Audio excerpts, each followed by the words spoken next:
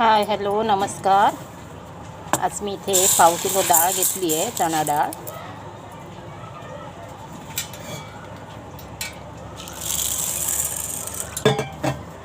तीन वेळा धुवून घेते. स्वच्छ 3 वेळा धुवून घेतली आहे. आणि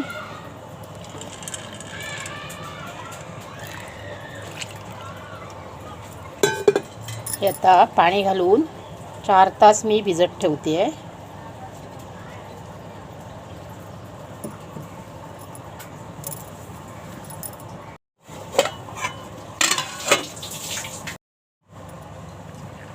चणा डाळ चांगली 4 तास भिजवून घेतली आहे. ही बघा चांगली भिजली आहे.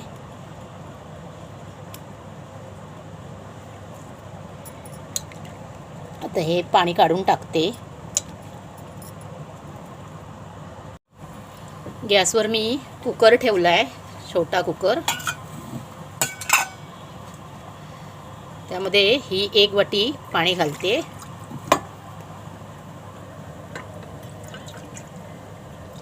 ही दुसरी वाटी, तिसरी वाटी,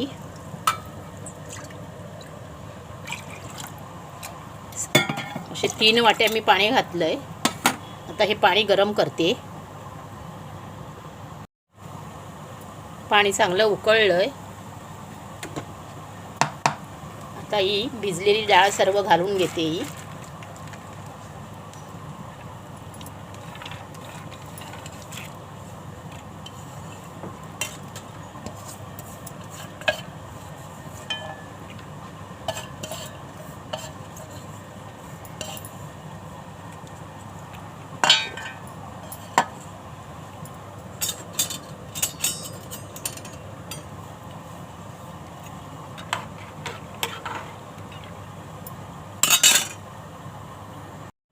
मी पुरणपोळ्या बनवते आहे होळीनिमित्त. मग एवढं एकदम कमी असं मीठ टाकते, कारण गुळामध्ये मीठ असतं ना, म्हणून मी जरासं चिमूटभर मीठ टाकलं. गुळ कसं खारट असतं ना, त्यामुळे मग खारटपणा जास्त येतो, म्हणून मी मीठ जरासंच टाकलं नावाला.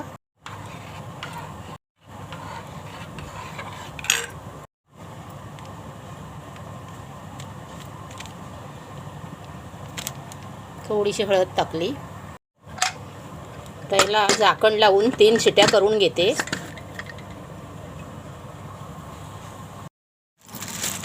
पाव किलो डाळीसाठी हे पाव किलो गुळ आहे. काही जण पाव किलोला पाव किलो घालतात, पण मी पाव किलो गुळ नाही घालणार आहे. आम्हाला गुळ जास्त आवडत नाही, म्हणून मी थोडं यातलं गुळ काढून ठेवते आणि बाकीचं हे किसून घेते.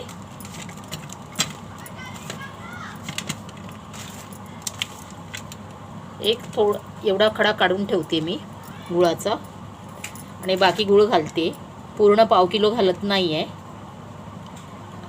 ज्यांना गोड पाहिजे त्यांनी पाव किलो घातलं तरी चालेल. आम्हाला गोड.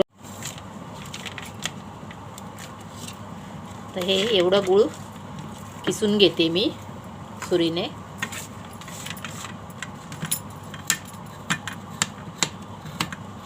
बारीक बारीक किसून घेते. एवढं गुळ किसून घेतलं आहे आणि हे बाकीचं ठेवून देते, कारण साखर पण नसणार आहे. जे वेलची साखरेमध्ये बारीक करून घेतलेली आहे ना, ती पण टाकायची आहे, म्हणून मी एवढं गुळ काढून ठेवलं.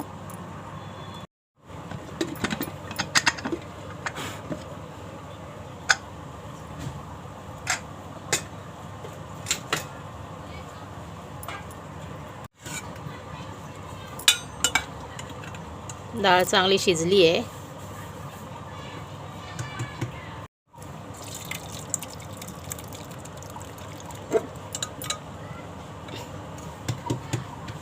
ते चाळणीवर काढून घेते.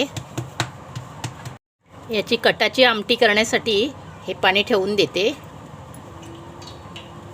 सगळं पाणी निथळून घेते. आधी सगळं पाणी निथळून घेते.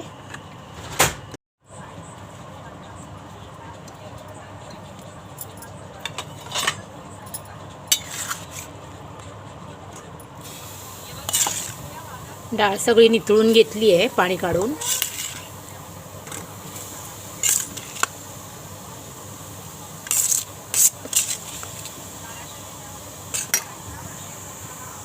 आता ह्यामध्ये घालून घेतली आहे कुकरमध्ये, कुकर गरम करून.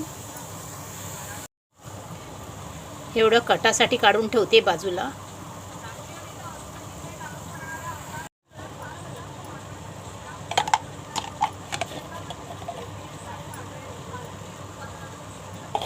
तूप घालून घेते.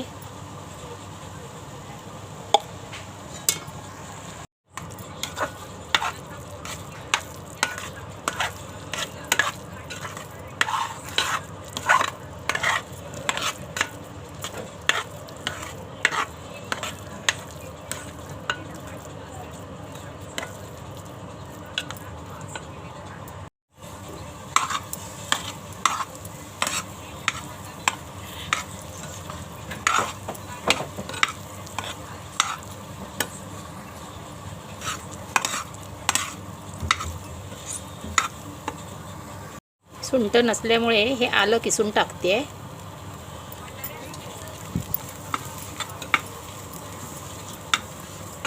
त्यामुळे पचायला हलक्या होतात पुरणपोळ्या.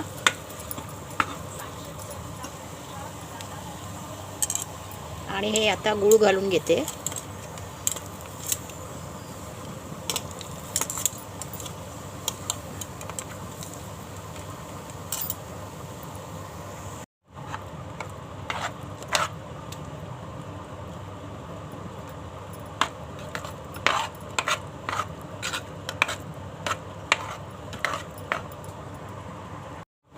गूळ चांगला वितळला आहे.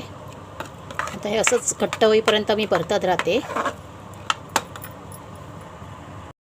ही वेलची, 1.5 चमचा वेलची आणि जायफळ आहे याच्यामध्ये, साखरेमध्ये.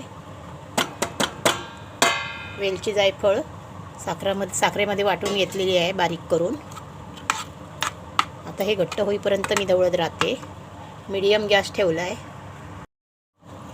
गोळा होत आला आहे बघा, कुठेही करपलं नाही की काही नाही. मीडियम गॅसवर मला 20 मिनटं लागली याला. गोळा होत आला.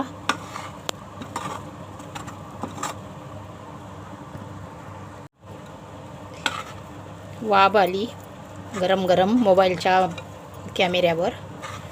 कुठेही असं करपलेलं नाही की काही नाही, व्यवस्थित अगदी पाहिजे तसं झालं आहे. आता हे थंड करून घेते.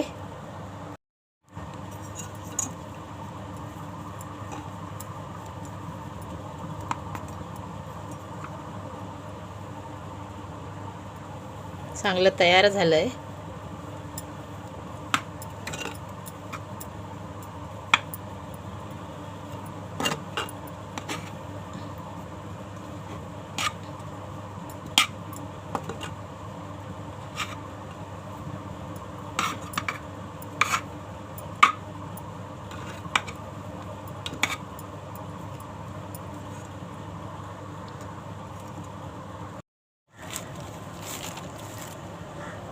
ते मी गव्हाचं पीठ घेतलं आहे 1 वाटी. अर्धी वाटी मैदा घेतला आहे.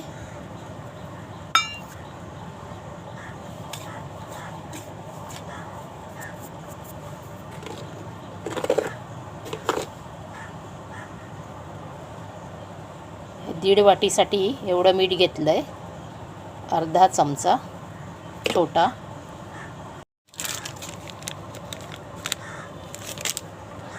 हळद पावडर घालून घेतली आहे.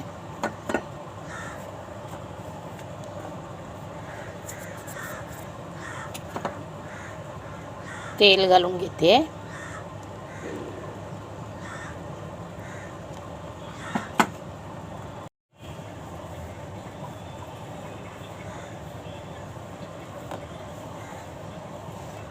आता हे सगळं मिक्स करून थोडं थोडं पाणी घालून मळून घेते.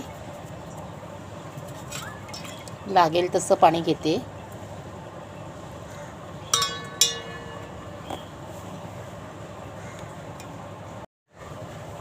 पीठ मळून घेतलंय.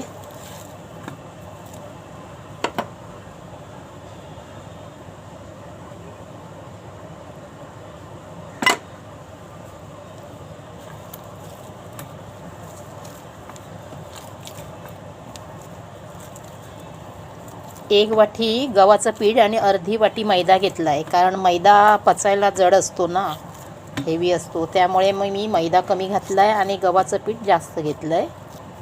आता हे 10-15 मिनटं ठेवून देते बाजूला. हे पुरण आहे. आता वेलची ही वाटली आहे या भांड्यामध्ये, मिक्सरच्या भांड्यामध्ये वेलची वाटली आहे. त्याच भांड्यामध्ये हे बारीक करून घेते आहे पुरण.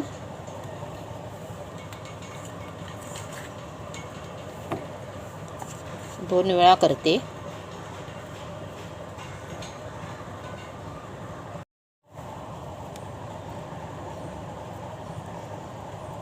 मिक्सरमध्ये हे पुरण छान बारीक झालं आहे आणि आता हे उरलेलं पण वाटून घेते.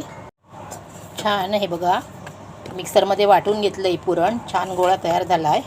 एकदम चिपचिपीत पण नाही आणि घट्ट पण नाही, कडक छान झालं आहे. आणि एवढं हे काढून घेतलं आहे बाजूला कटाच्या आमटीसाठी. हे पिठाचे गोळे करून घेतले आणि हे पीठ नंतर करते. ह्या पिठाचे गोळ्या नंतर करते. हे एवढे तोपर्यंत 6-7 करून घेतले आहेत. ह्या पुरणाच्या गोळ्या एवढ्या घेतल्या आहेत आणि त्या मानाने हे छोटे घेतले आहेत. पिठाच्या गोळ्या नेहमी छोट्या घ्यायच्या आणि पुरणाच्या गोळ्या थोड्या मोठ्या घ्यायच्या, कारण पुरणपोळी तर त्याचसाठी तर म्हटलं आहे, पुरण दिसायला पाहिजे जास्त. पिठापेक्षा पुरण जास्त पाहिजे पुरणपोळीमध्ये.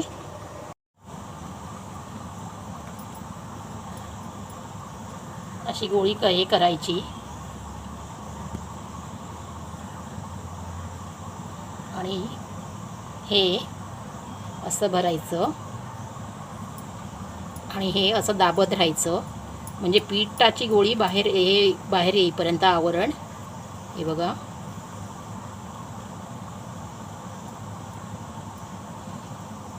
तीन चार पद्धतीने असे भरता येतात.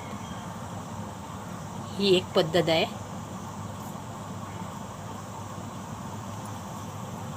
हे बघा, अशा पद्धतीने मी सगळे भरून घेते.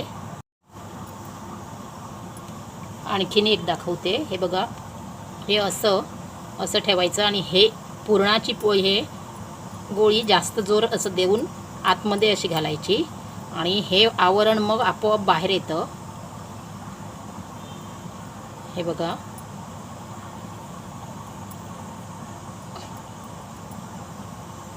आणि मग ते अशी बंद करायची.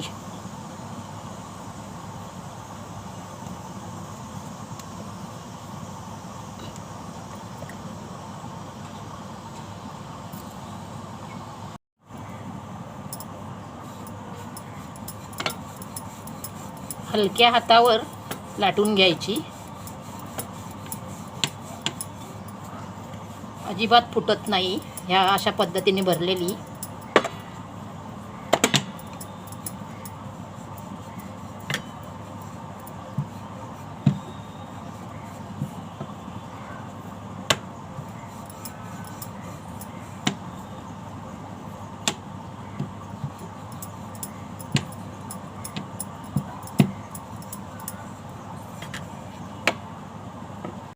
तवा गरम झाला आहे.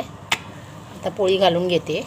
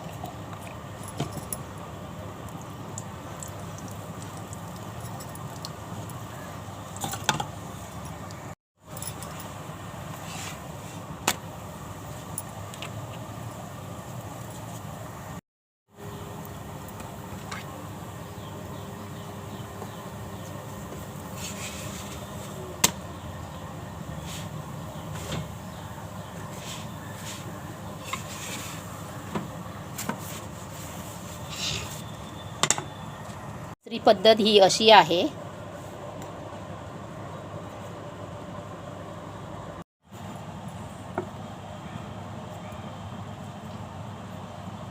ही अशी